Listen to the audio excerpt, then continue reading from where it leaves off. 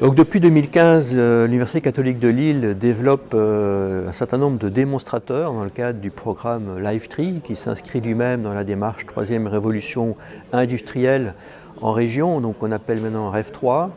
Et aujourd'hui, nous avons décidé de faire un bilan de toute cette démarche démonstrateur. Et en préparant ce bilan, nous avons constaté que tous ces démonstrateurs constituaient des briques d'une future petite ville qu'on pourrait aussi qualifier d'intelligente ou smart cities. On peut parler de quartiers durables et désirables. Donc une expérimentation à l'échelle d'un quartier, évidemment le quartier Vauban. On a effectivement une relation privilégiée avec la Cato parce que la Cato est à Vauban, Vauban est à Lille et donc beaucoup de projets évidemment ont été discutés avec la ville de Lille et au-delà des projets physiques, on partage aussi évidemment des ambitions, des intentions, donc on est très intéressé par le caractère à la fois démonstrateur de ce qui a pu être fait dans le cadre de LiveTree et puis derrière la démonstration, comment on peut chercher le déploiement, le passage à l'échelle, parce que c'est évidemment nous, l'ensemble de la ville, qu'on veut voir durable et en transition, le quartier, la ville et au-delà évidemment la métropole au service de la planète. Donc parmi les objectifs de la journée, c'est bien sûr de mettre en perspective tous ces développements, de les faire connaître parce qu'ils offrent un potentiel très important, que ce soit pour la recherche, ou pour l'enseignement, ou pour développer des partenariats avec des entreprises. On a aussi un autre objectif qui est de fédérer les chercheurs pour qu'ils puissent se positionner dans des projets européens. Mais quand on parle de fédérer, derrière, il y a aussi une volonté de développer des activités et des recherches interdisciplinaires entre les sciences humaines et sociales et les sciences de l'ingénieur qui existent déjà à travers ces démonstrateurs, puisque ces démonstrateurs consistent à se confronter à la réalité, donc à l'échelle réelle avec des usagers, des bâtiments qui vivent par exemple, et cette réalité est fatalement interdisciplinaire. Depuis ce matin dans cet amphi, on partage en fait les travaux que chacun fait sur les thématiques liées à la transition, donc sur l'énergie, sur la mobilité, sur la construction. À cette échelle de démonstrateur, on intègre en fait l'ensemble du contexte de la réalité de mise en œuvre en fait des solutions.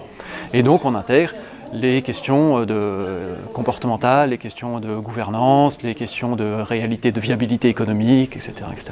C'est aussi tout l'intérêt de l'inscription en fait, dans REV3 et dans le territoire, c'est effectivement d'avoir des solutions qui puissent apporter quelque chose au territoire. Donc on est bien évidemment en interaction avec les politiques, avec l'économie, avec tout ce contexte en fait qui va faire qu'on va pouvoir produire des solutions viables ou pas. Fourmi, c'est un démonstrateur national ADEME et un démonstrateur régional. On a la tête dans la prospective, dans la vision, et les pieds dans le concret. C'est-à-dire qu'on monte des projets, on les éprouve, on se fait une expérience, on partage notre expérience. On a développé des pilotes qui produisent de l'électricité en injection totale, en autoconsommation collective. On va mettre en fonction notre premier réseau de chaleur biomasse en juin. On a un tiers-lieu qui a accueilli plus de 12 000 personnes. On propose des bâtiments démonstrateurs, autonomes en électricité, raccordés au réseau de chaleur, en bois, issus des essences régionales, avec du réemploi par exemple. Ces développements visent bien sûr à contribuer à la transition énergétique qui est absolument nécessaire pour réduire l'impact carbone de toutes nos activités, mais il est clair que sans prendre en compte les usagers, les acteurs, monsieur et madame tout le monde, qui sont concernés par cette transition énergétique et sociétale, il faut prendre en compte cette dimension sociétale, d'où la participation de sociologues, de socio-anthropologues, voire de philosophes dans nos projets pour aborder des questions éthiques. Mais si on veut vraiment que la transition, elle réussisse, parce qu'on est maintenant conscient que c'est une nécessité, mais si on veut qu'elle réussisse, il va falloir que toutes ces solutions soient acceptées par les uns et les autres, soient appropriables par les uns et les autres, et pour y arriver, le meilleur moyen, c'est qu'elles soient désirables.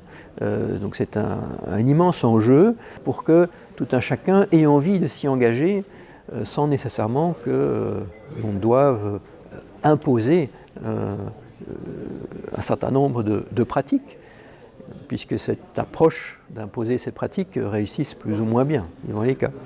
On est dans une situation où atteindre la neutralité carbone d'ici 2050 est indispensable, sauf que c'est un objectif extrêmement ambitieux, la hauteur de la marche, atteindre une empreinte carbone de 2 tonnes par personne d'ici 2050, c'est très ambitieux. Je pense qu'effectivement, il faut qu'on passe des démonstrateurs, encore une fois, au déploiement. Ça ne veut pas dire qu'il ne faut pas continuer à expérimenter, à innover, mais qu'il faut mieux penser le passage à l'échelle, parce que c'est le passage à l'échelle qui nous permettra d'atteindre les objectifs ambitieux de lutte contre le dérèglement climatique. Ça veut dire que les solutions qu'on imagine en matière d'habitat, en matière de bâtiments, en matière de mobilité, en matière d'énergie, parce qu'elles marchent à tel ou tel endroit, parce qu'elles marche techniquement, mais aussi parce qu'elle marche financièrement, parce qu'il faut que ces transitions soient soutenables.